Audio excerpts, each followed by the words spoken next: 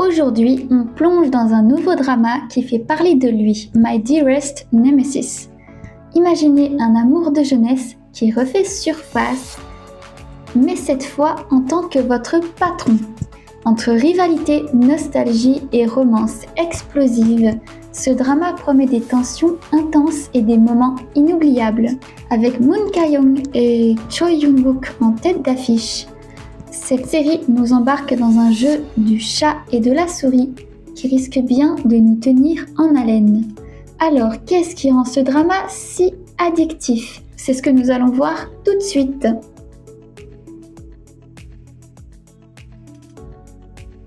Bonjour tout le monde, j'espère que vous allez bien. My Dearest Nemesis est un drama coréen sorti en 2025 d'une durée de 12 épisodes. Le genre c'est comédie et romance.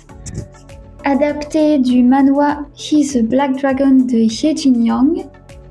Il a été réalisé par Lee Soo-yeon, scénarisé par Kim So-yeon. Les rôles principaux sont donc attribués à Moon Ka-young et Choi Yun-wook ainsi qu'à Im Se-mi et Kwak Si-young.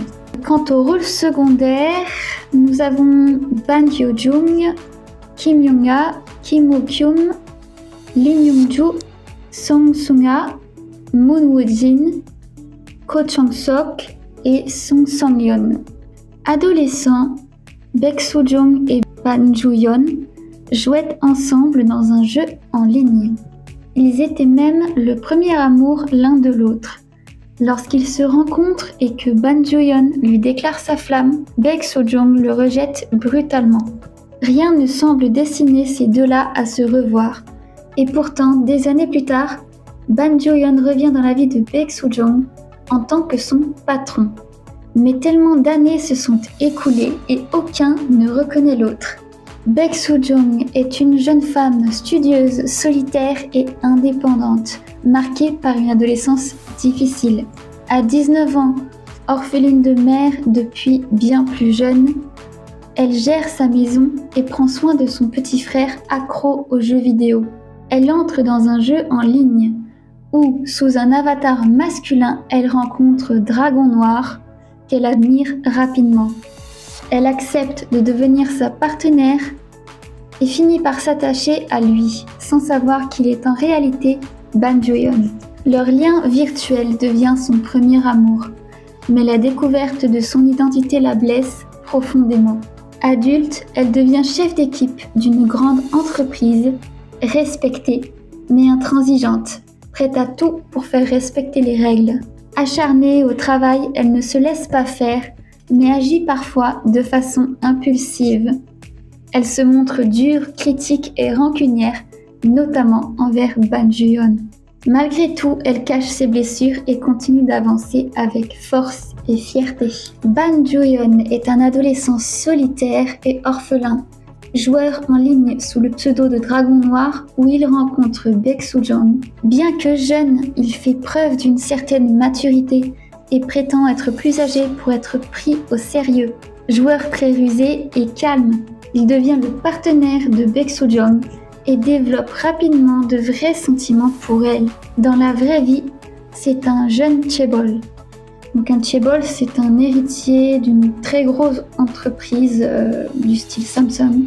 Diplômé d'Harvard, très discret et sans apparition publique depuis la mort de ses parents. Il vit sous une double identité, obéissant à sa grand-mère qui le contrôle sévèrement. Passionné de musique, il adore les concerts et joue du piano. Perfectionniste, il veut être irréprochable, mais cache un côté enfantin et rêveur. Il est profondément touché par le rejet de Baek Soo-jong il y a des années de cela. Malgré son côté méfiant, c'est un personnage sensible, obstiné, artiste et sincère. Alors personnellement, j'ai adoré ce drama du début à la fin.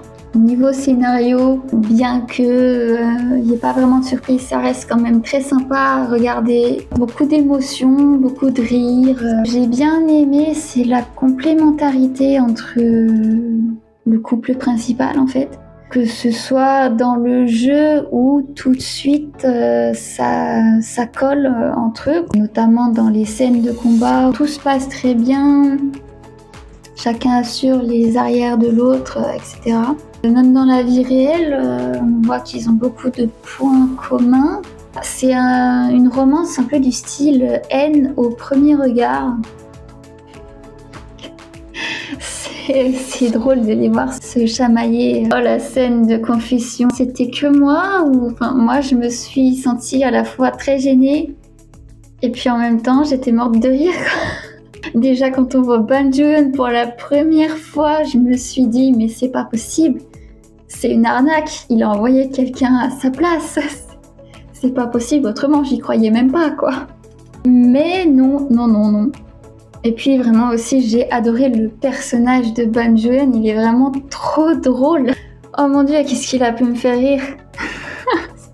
Je sais pas, ça doit être son côté un peu enfantin, innocent. Ils ont fait des trucs, mais vraiment, il est trop drôle. Ils ont mis un peu des bruitages, par exemple, où on entend des bruits de bébés, donc des bébés qui rigolent ou qui pleurent. Surtout quand c'est Ban Joon en fait, pour faire style que c'est lui. Ça collait vachement bien en fait, ça rend la scène encore plus drôle. Du tout au tout, vraiment superbe histoire quoi, j'ai vraiment adoré du début à la fin.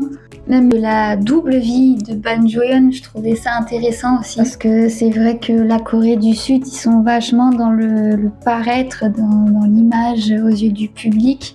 Et lui, justement, son personnage est une figure publique et voilà quoi. Mais en fait, c'est pas vraiment qui il est. Donc on le voit être tiraillé entre ces deux vies et c'est surtout en fait plaire à sa grand-mère quoi. Bref, justement, sa grand-mère, moi j'ai trouvé que c'est un monstre, hein. C'est même pas un être humain quoi, ce qu'elle fait. Il n'y a pas de bol hein, d'avoir une grand-mère comme ça. Visite des plateaux pour les acteurs principaux. Choi Hyun-wook et Moon Ga-young ont offert aux spectateurs une visite guidée des décors de la série. Lors de cette visite, ils ont exploré la luxueuse maison de Ban Joon, révélant une pièce secrète remplie de BD et d'instruments de musique. Choi Hyun-wook a mentionné avoir joué de la guitare par le passé, ce qui a conduit Moon Ga-young à plaisanter en disant qu'il devrait plutôt promouvoir leur drama actuel. Moment de légèreté sur le plateau.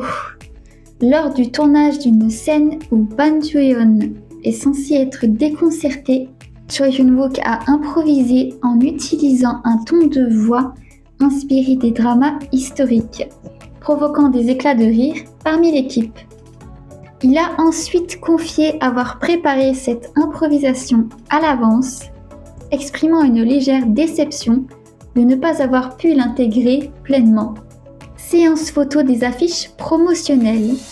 Pendant la séance photo pour les affiches du drama, Moon Ga-young a impressionné l'équipe en incarnant parfaitement l'attitude froide et légèrement piquante de son personnage.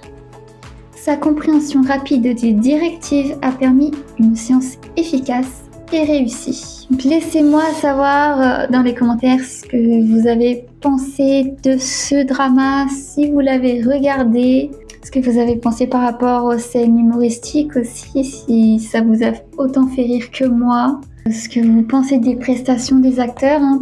Pour moi, ça a été la découverte de Choi Hyun-wook, je ne le connaissais pas du tout et il m'a impressionné. Nous arrivons à la fin de cette vidéo, j'espère qu'elle vous a plu. N'oubliez pas, soyez curieux et allez regarder. À bientôt!